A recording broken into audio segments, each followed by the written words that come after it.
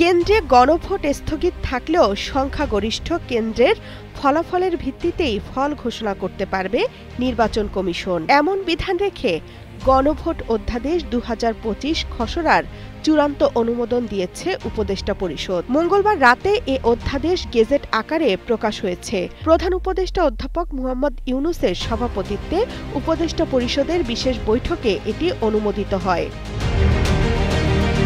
পরে foreign service একাডেমিতে আয়োজিত সংবাদ সম্মেলনে এ বিষয়ে বিস্তারিত জানান আইন উপদেষ্টা অধ্যাপক ড.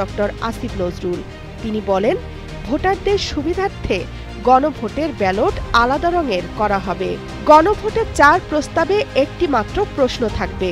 ভোটারকে হ্যাঁ বা না ভোট দিয়ে তাদের মতামত জানাতে হবে। ইসি প্রয়োজনীয় পরিপত্র জারি করবে।